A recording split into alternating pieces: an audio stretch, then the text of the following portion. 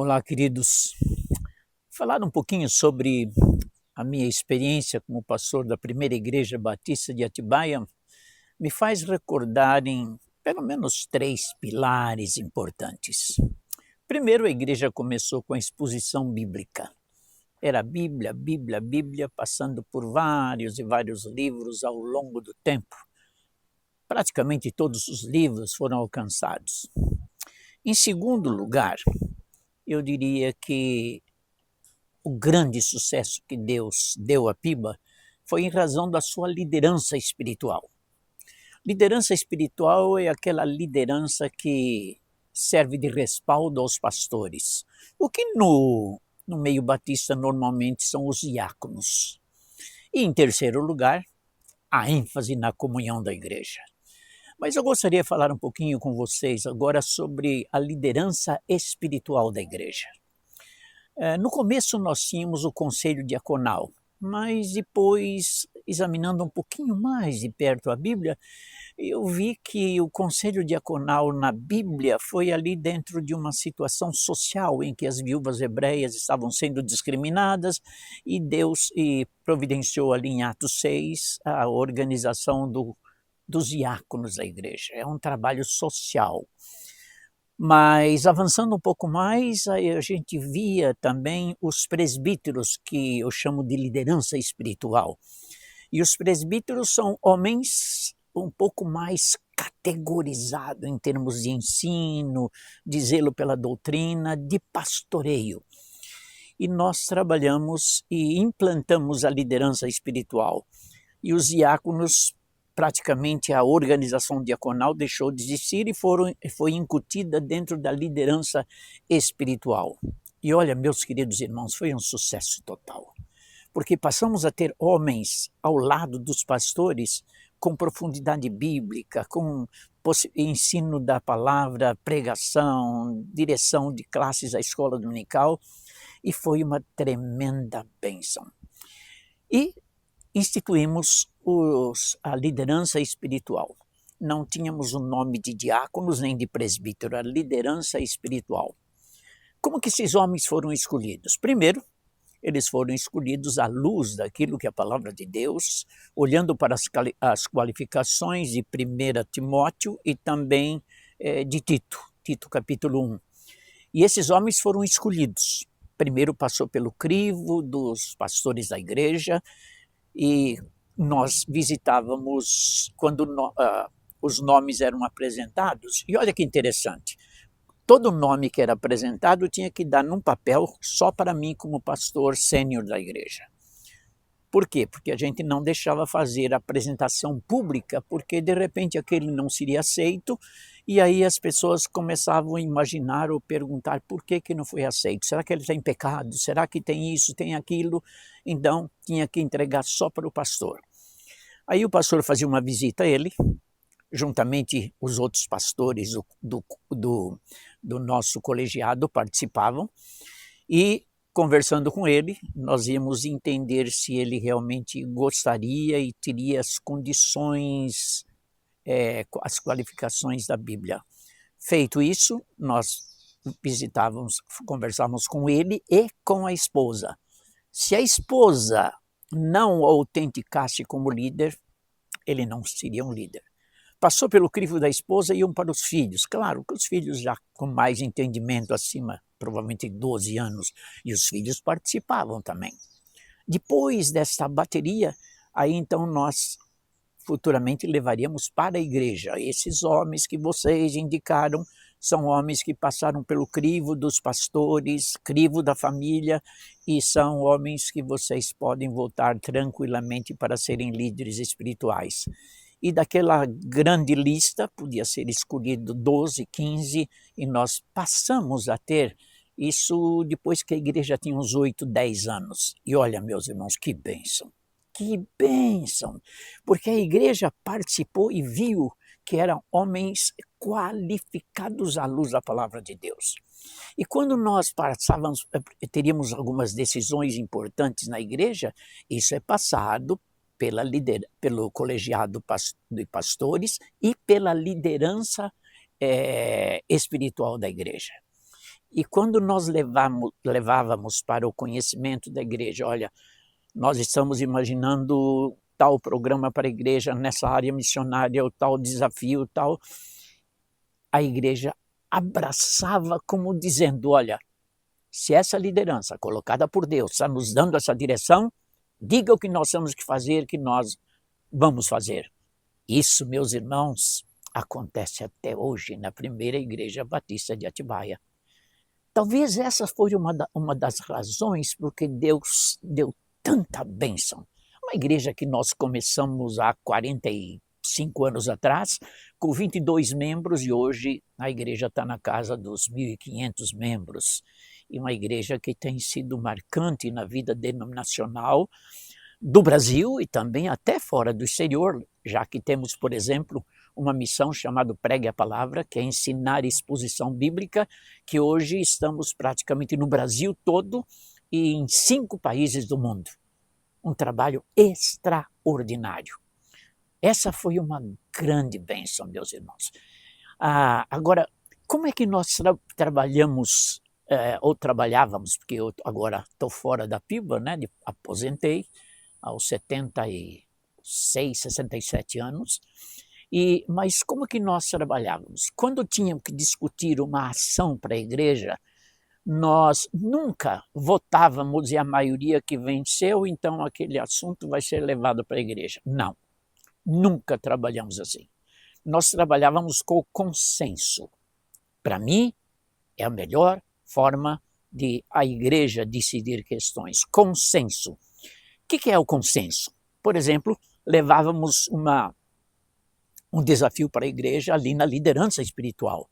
De repente, 2 ou 3 irmãos podiam levantar a mão e falar, pastor, eu não estou em paz com esse projeto que os irmãos estão imaginando. Ok, se os irmãos não estão em paz, não vamos levar adiante. Vamos orar até que Deus traga um consenso entre nós. E o consenso é tão maravilhoso, por exemplo, aqueles 2, 3 irmãos que estavam em dúvida, depois de muita oração, numa das reuniões eles diriam, olha, ficamos meio em dúvida, mas orando, nós estamos com vocês. Isso é consenso. Nós abrimos mão de algumas preocupações que a gente tinha, mas diante de tanta convicção dos irmãos, nós estamos juntos. Isso é consenso, é algo maravilhoso. Esse consenso Jesus Cristo teve lá na cruz. Senhor, que não seja a minha vontade, mas a tua, para sofrer e pagar o alto preço do nosso pecado. E às vezes sabe, acontecia que alguns irmãos não estavam muito, eu não diria contentes, mas confortáveis com aquela decisão da liderança, então nós parávamos tudo. E sabe o que poderia acontecer, e às vezes acontecia, que de repente todo o grupo que estava com aquela intenção, olhando para aqueles 2 ou 3, falaram, nós oramos pensando bem, acho que nós vamos nessa direção, vocês 3 têm razão, vamos esperar no Senhor, não é este o momento, porque havia um consenso debaixo de oração e debaixo da direção do Espírito Santo. Meus irmãos, a igreja cresceu em maturidade. Eu vou até contar uma experiência que tivemos, porque nós tínhamos até uma liberdade como liderança dada pela igreja para investir até R$50 mil em algum projeto missionário ou talvez até de reforma de alguma necessidade que tínhamos na igreja. E um dia eu falei, bom, a gente tem essa liberdade, mas deixa eu, nesse culto administrativo, levar essa questão para a igreja. E nós levamos essa questão para a igreja. Quando eu levei essa questão, um irmão levantou e falou, pastor, peço a palavra. Por que o senhor trouxe essa decisão para nós? Nós confiamos. A liderança tem sido tão fiel. Nós não temos que discutir, nós temos que simplesmente abraçar a tarefa e junto com vocês ir adiante. Eu proponho que não se fale mais nisso. A igreja toda, sabe como respondeu? Aplaudindo. Como disse, a igreja falou, bola para frente. Vocês são os homens escolhidos por Deus para essa tarefa e nós estamos com vocês. Olha que maravilha, meus irmãos. E assim a PIBA andou. Por exemplo, quando havia uma disciplina bíblica na igreja que necessitava de corte, de excluir aquela pessoa da comunhão da igreja, nunca nós tínhamos votação. Nunca. Jamais teve uma votação para isso. Sabe o que acontecia? Nós estudávamos o assunto, à luz da palavra de Deus, mostrava todos os passos bíblicos e o quanto nós andamos para recuperar aquele irmão, e aquele irmão até o fim permaneceu arredio à palavra e disse: não, vou continuar no meu pecado.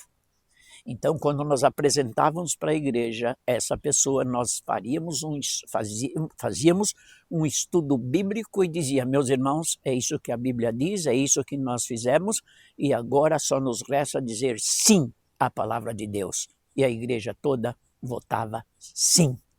Esse é o caminho. Para a disciplina bíblica, debaixo de uma liderança séria, não tem votação. A igreja tem que dizer amém. É assim que nós vamos fazer, porque é assim que a palavra de Deus nos ensina. Essa é a direção.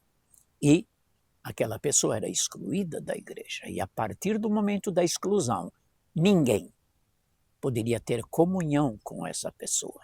Ele ficava excluída da comunhão com os irmãos. E, meus irmãos, acontecia coisas fantásticas. Muitos que foram excluídos jamais voltaram, porque não eram do nosso meio. Alguns voltavam. E eu quero só, terminando, dizer de uma experiência que eu tive. Um dos líderes espirituais da nossa igreja caiu em pecado. Terrível pecado, um dos homens que eu mais confiava. E aquele homem, quando caiu em pecado, ele viveu 15 dias longe do seu lar e no lar de outra mulher. Eu tive a oportunidade de visitar no outro lar ele, no processo de trazê-lo de volta. E ele disse não. Por várias vezes tentamos, corremos literalmente atrás daquele irmão, e ele tomou a decisão de virar as costas para a liderança e para os pastores. Finalmente, depois de várias e várias tentativas, a igreja toda votou em peso excluí-lo da comunhão.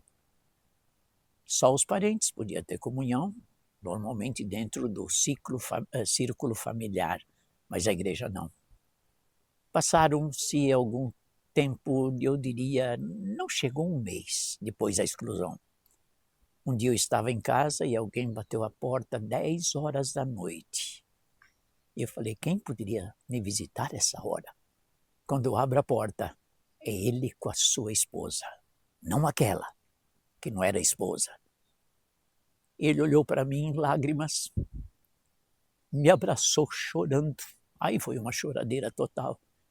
Sabe qual a primeira palavra que ele disse? Pastor, eu não consigo viver sem a comunhão com os meus irmãos. Pastor, estou arrependido. Aqui está minha esposa, já pedi perdão para ela e agora estou pronto para ir diante da igreja e pedir perdão. Pastor, eu quero voltar. Meus irmãos, que emoção! Olha como a disciplina feita à luz da palavra de Deus, ela preserva aqueles que são e expulsam aqueles que não são. Aquele joio que está no meio do trigo. Meus irmãos, a palavra de Deus é fantástica, ela é perfeita. Ela nos dá a clara direção de como devemos agir para zelar por uma noiva muito bonita, que deve ser cuidada, que é a igreja do Senhor Jesus Cristo. E essa é a nossa grande responsabilidade. Por isso, eu creio que 3 pilares sustentam a igreja. Exposição da palavra de Deus, o tempo todo, é Bíblia, Bíblia, Bíblia. Segundo lugar, uma liderança crível, debaixo das qualificações que a palavra de Deus. E em terceiro, a comunhão entre os irmãos. Que essa live sirva para que os irmãos que vão ouvir essa live tenham uma boa direção de como tratar com a igreja do Senhor Jesus Cristo. Que Deus nos abençoe e que a graça dele seja abundante em as nossas vidas. Amém.